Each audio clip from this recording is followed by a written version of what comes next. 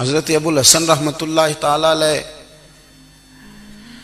حضرت معاذ ابن جبل رضی اللہ تعالیٰ عنہ کے پاس بیٹھا کرتے تھے۔ فرماتے ہیں ان سے جو پیار بڑھا تو پھر میرا مصلی سے بھی بڑھ گیا۔ تابعی ہیں، فرماتے ہیں صحابی رسول سے محبت ہوئی تو ذکر سے بھی ہو گئی، پھر درود شریف سے بھی ہو گئی۔ محبت ان سے بڑھی تو پھر اللہ نے مسجد کا پیار بھی بڑھا دیا۔ آپ فرماتے ہیں کہ میری ہر وقت بھی یہ چاہتی تھی کہ بس اللہ اللہ کروں، بس اللہ اللہ کروں، بس نہ میں ذرا تھوڑی جان چھڑاؤں لوگوں سے، کو 10 منٹ ملے تو میں کچھ 4 نفل پڑھ لوں، میں تھوڑا سا نہ بچوں لوگوں سے، اور مجھے تسبیح ملے تو میں نہ کچھ 400-500 دفعہ استغفار پڑھوں، سبحان اللہ، الحمدللہ، اللہ اکبر، لا حول ولا قوت الا باللہ، میں نہ تسبیحات پڑھوں۔ فرماتے ہیں کہ بچے تھے گھر میں 6-7، غربت تھی، کام ملتا کوئی نہیں تھا، اور میں کام چور نہیں تھا، کام ڈھونڈتا تھا، پر اللہ کی قدرت کے کام نہیں ملتا تھا۔ فرماتے ہیں کہ میں نے ایک دن اپنی اہلیہ سے کہا کہ آج میں پھر جاتا ہوں کام ڈھونڈنے، تو میری بیوی بڑی فرما بردار تھی، پر اس دن نہ غربت کے ہاتھوں تنگ آ کے کہنے لگی آج نانا کوئی تو چیز لے کے آیا، تو مجھ سے بچوں کی بھوک نہیں دیکھی جاتی، یہ سب روگاں دا روگ محمد جس دا نام غریبی، کنڈ بلا کے لنگ جاندے نہیں دوست یار قریبی، آج نہ کچھ لے کے آیا تو میں بچے لے کے میکے چلی جاؤں گی۔ شیخ فرماتے ہیں کہ میں بڑا پریشان گھر سے نکلا، پر میں نے صبح سے لے کے زور تک کام ڈھونڈا، کام ملا کوئی نہیں، تو میرے دل میں خیال آیا چلو کام نہیں ملتا تو اللہ اللہ تو کرے نا، چلو بندوں کی مزدوری نہیں ملتی تو رب کریم کی عبادت ہی کرتے ہیں۔ فرماتے ہیں کہ میں نے نا فرات کے پانی سے وضو کیا، نہر کے، شدید دھوپ تھی، ساتھ ریت تھی اور ریت تپ رہی تھی، میں نے اپنا رومال وہیں مصلی کے طور پر بچھا لیا، اور فرماتے ہیں کہ زور سے لے کر عصر تک نماز پڑھی، دھوپ بھی پورے زور پہ، پر میرے سجدے کا ذوق بھی پورے زور پہ۔ فرماتے ہیں سورج بھی چمک رہا ہے اور رب کی عبادت کا ذوق بھی پورے زور پہ، میں سجدہ کروں تو پھر میرا اٹھانے کو جی نہ چاہے۔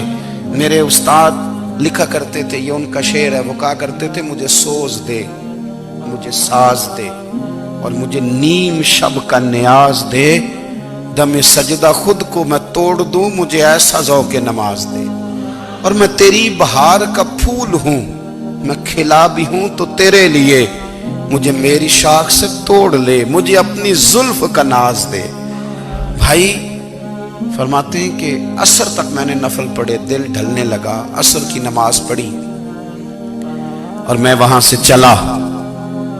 اب میں جب نکلنے لگا تو دل میں خیال آیا کہ چھوٹی چھوٹی دیواریں ہیں گھر کی، بغیر کچھ لیے جاؤں گا تو بیوی دور سے دیکھے گی تو شور کرے گی کہ پھر خالی ہاتھ آ گیا ہے۔ کہتے میں نے اپنے اسی رومال میں جس میں میں نے نماز پڑھی تھی نا، رومال میں کی آخی دے پنجابی جسافہ کہتے ہیں، اسی میں نا میں نے کچھ ریت بھر لی کہ وہ دور سے دیکھے گی تو سمجھے گی کچھ لے کے آیا ہے، چلو جا کے اسے بتا دوں گا کہ آج پھر مزدوری نہیں ملی۔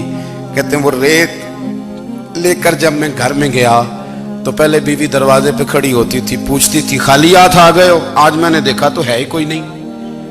فرماتے ہیں میں اندر داخل ہوا، سلام لیے، کونے میں میں نے وہ رومال رکھ دیا اور میں نے آواز دی کہ بھلی مانس کہاں ہو؟ تو وہ کہنے لگی آپ منہ ہاتھ دھو لیں، میں روٹی لے کے آئی۔ میں نے کہا روٹی کہاں سے آ گئی؟ یہاں تو کئی دنوں کے فاقے، تو کئی دنوں کی غربت ہے، یہاں تو اس گھر میں تو فقیری ہے۔ فرماتے ہیں کہ وہ روٹی لے کے آئی اور اس وقت کی جو موجودہ نعمتیں تھیں، سمجھ لیں سلاد، اچار، ہر چیز ساتھ لائی۔ میں نے کہا کہ بچے کہاں گئے؟ کہنے لگی وہ کھانا کھا کے کھیلنے گئے، آپ کھانا کھا لیں آ جاتے۔ کھانا اس نے چن دیا۔ میں نے حیرت انگیز لہجے میں ساری نعمتیں اپنے دسترخوان پہ دیکھ کر کے بیوی سے پوچھا یہ کہاں سے آیا کھانا؟ بچوں کو تو نے کہاں سے کھانا کھلایا؟ یہ سارا کچھ کیسا ہے؟ کہنے لگی پتہ نہیں آج آپ کس کریم کی مزدوری کرنے چلے گئے تھے، پتہ نہیں کس کریم کی، میرے گھر میں تو اتنی نعمتیں آئی ہیں کہ مجھ سے سنبھالی نہیں جا رہی، اتنا اناج ہے، اتنا گندم ہے، کس کریم کے دروازے آج چلے گئے تھے؟ یہ کہتے کہتے وہ اٹھی اور اٹھ کر کے کہنے لگی پہلے بڑا کچھ آیا تھا، اب کیا لے آئے ہو؟ اور جا کر کے نا اس نے وہ ریت والا رومال کھولا کہنے لگے میں تو لے کے آیا تھا ریت، تو میرے رب نے اسے بھی سونے اور ہیرے بنا دیا تھا۔ جب آپ کی توجہ اللہ کی جانب، میرے نبی پاک صلی اللہ تعالی علیہ وسلم نے فرمایا ہر چیز اپنے رب سے مانگ، ہر چیز مانگ، ہر چیز مانگ۔ یا رسول اللہ کیا کچھ؟